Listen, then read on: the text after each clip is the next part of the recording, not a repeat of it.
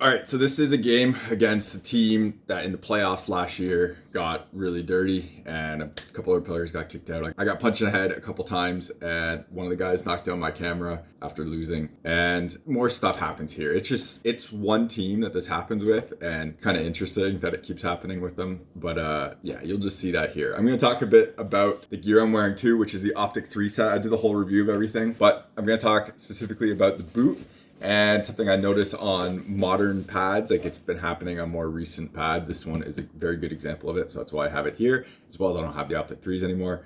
So check out the reviews for the Optik 3s, like the pad review is up there if you're interested in that, and we'll talk about some of it at the end of this as well. I've had people ask me over and over again of what socks I always recommend, and I've been using Cut Shield for a while now, and I've had multiple stuff from them. So Cut Shield is a company out of Canada that makes cut resistant socks, and these are their Pro Air 6, which means it's an anti-level 6 for cut resistance on here. They also make pretty awesome slash guards and wrist guards. You see them in the NHL a lot. Basically look for this gray material under players' gloves and under their elbow pads, and it's probably Cut Shield. This version of it has an Evo Shield piece in, so you have slash guard and it's skate cut resistant. This stuff is fantastic and I absolutely love it. I've been using it for a long time. Did a full review of it up there so you can check it out. But I now have a coupon code with Cut Shield, so if you want to support the channel, you can check out the link in the description to Cut Shield, buy some socks, which I think are honestly one of the better socks on the market. I absolutely love them. They're pretty thin and they are cut resistant and they're not too hot either. And I have no issues with these whatsoever on my custom skates where I need a really thin one. You can see how you can basically see my skin through them, so they are thin on here, and this part doesn't really feel or get that hot compared to some of those Kevlar socks. So I absolutely love this material, so check them out. I always recommend them. Use my coupon code, you get 25% off, and it helps support the channel so I can keep making videos and making more content. Otherwise, if you want to support the channel without buying anything, check out links in the description to Patreon, buy me a coffee. Everything through there comes again back into the channel so I can keep making more content and doing real reviews.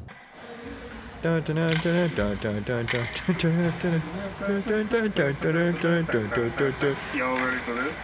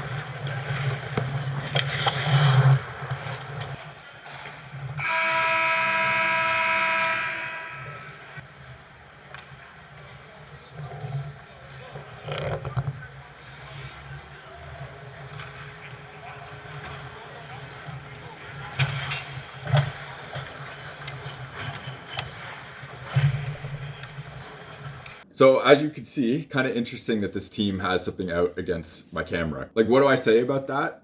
You can just be a judge of it yourself. There's only one team that I've really ever played against that has done anything like this, and it's this team. So for this game itself, I mentioned beginning that I was wearing the Optik 3 stuff, so I was demoing this for the review, and the review's all done for everything. And this is the case of where my team gets a lead. Like, we were up 6-1 at one point, and then we just kind of stop playing a lot, and then things kind of get closer, and then they score again just so to keep it at distance. That's kind of like, it's a theme with this team, and it's fine. Totally understand. I do it too when I play out. That's just the result here. So while it was closer at the end, like it ended up being 7-5, the game really wasn't close at all, and my team dictated it a lot, and it was kind of evident in their actions and how they kind of acted.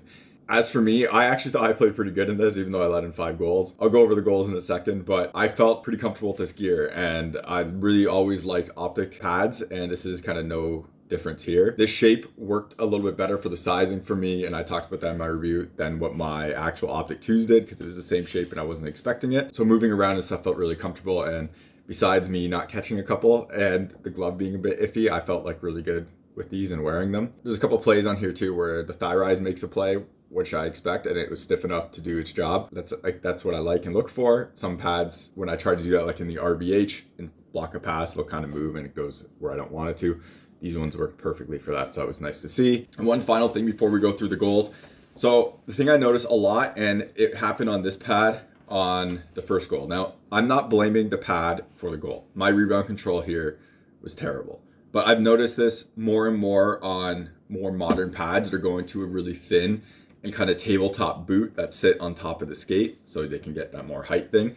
This pad is a perfect example of it. Look how tiny and thin that is, and there's like no boot channel at all to it. The rebounds off the boots now on these is hilariously bad. This wasn't a thing before. I used 1X's, which had a more steep boot, so that kind of helps in that sense as well. But I also used 2X Pros, which had a thicker boot than this, and the rebounds off the boot weren't as awful as they are on this thing. Anything that hits this pad on the boot just comes straight out back front and it's dead. Same thing with the Optik 2. So up here is really good for these, and the Optik 2s, it's not as good as this one is, but still has a pretty solid rebound.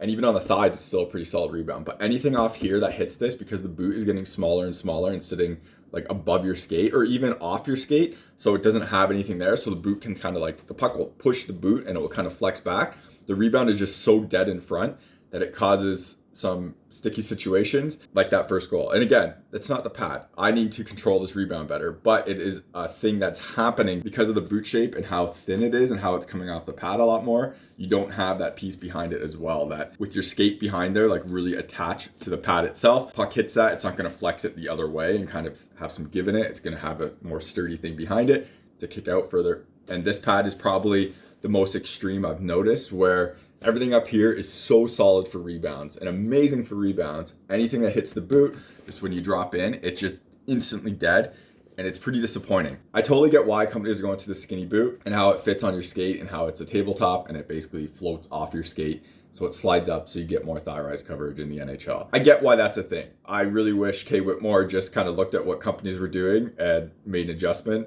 and basically ensured that, oh, if your skate comes off this far, you'd lose that thigh rise height type thing. It's something that would actually be manageable, and the goalie union would probably hate me for this, but you could easily manage something where you don't have slack like this, so it comes off the skate, so the pad actually acts like the size it's supposed to be instead of cheating, and you would kind of go back to those boots that actually work better, in my opinion. This definitely works for like post seal and stuff like that, but you can still get solid post seal with that other design. This one is just clearly going to as thin as possible here and removing as much material here so you can get more and more up here. It's obviously against the whole like what the rules are trying to limit for sizing, but until they adjust something on that rule, obviously companies are going to use it. So I get it, it's just not my favorite thing. As for these goals, I mentioned this a little bit on the first one. This first goal is totally my fault. Awful rebound off the foot. This is also at the very beginning of the game, and I have an issue with being really self-conscious at the beginning of the game and not really confident in myself. So I go down here way too early. I should have just stayed on my feet this whole time, but I didn't want him to shoot through my D and kind of get a weird shot off, which he does. And then I make the pad save, but it's an awful rebound off the boot right to the guy coming in who scores on a wide open net. So totally my fault here. I need to do everything differently on this, and it was just really bad. So I'm happy my team was able to recover off this one. The next goal was just a kind of broken play where I do make the first save on the wraparound attempt, and then the rebound goes right out to him. And while I'm just not centered to this puck, and I should have been really RVH hard into the post here, but to be honest, I didn't know where the actual rebound went. It was like low at my pads, but I never actually saw the puck. So I was just kind of thinking like, okay, where is that? Trying to find it, and I never got square to it, and they put it over my pad. I need to be hard RVH into here and leaning into this post to cover that spot, but it was kind of off a rebound and one where I never totally saw where their end result was. Third goal is a pass out front, and I'm screened by my teammate, and it hits my teammate's leg as well, or stick. It hits something, and it totally changed direction on me, just squeezed through my 5-hole. I wasn't totally down perfectly here either, but the shot was coming more glove, and it got tipped back in between my legs. So if I went full butterfly just with full blocking, I probably would have saved this, but I didn't. I was playing more of a glove shot, and it just squeezed through. Fourth goal was a total accidental goal by their player. He tried to tip this more into the net, and it kind of came off wrong, and it went back the direction I came from, and it just slid into the post. Great hit in the sense that it totally beat where I was going, and you can see me stretching out because I thought he was trying to get, when I watched his hands, he tried to kind of put it more in the middle, and it went the total opposite way of where he expected it to go and I expected it to go, and slid right under my body right into the post, which this was just an awkward one, and I don't know really how I play this differently. I slide out to take away as much as I can from the tip. My right pad is fully down, taking away the center of the net and even the far corner of the net, and I'm kind of taking away as much as room as possible, and it slides the other way. I would need like basically full splits and being totally horizontal to the goal line in order to stop this, and I don't have that, and it just slides right past my pads and my boot and right into the corner. So tough one on this one. And this was right at the end of the game as well. Player takes a shot, I make a pad save, I tried to deflect it and kick it out. You can kind of see my leg push out. I try to kick this out past the people in front of the net, hits my D skate right onto their stick. I push it away with my stick as well, and unfortunately their guy is the guy who gets the rebound off that and just puts it in an open net. So again, a battle with not much you can do, and this was at the point where the game was over, and well, the game was over for a while at this point, to be totally honest. My team was just kind of coasting, and it just kind of happens. Again, I don't really know how I play this differently. Maybe, I mean, if I get my stick on this and ramp it up into the corner, that would have been nice. I didn't. I did try to kick it out past my D. Unfortunately, it hits my D. And then the rebound is just like a scramble, and it just goes to the wrong person. So bad luck at the end of it, but what can you do? And overall, it was a bad goal game, but I thought I felt pretty good besides that first goal. And like I was pretty comfortable with the Optik stuff. So that's always a good thing. You're watching HockeyReviews.ca.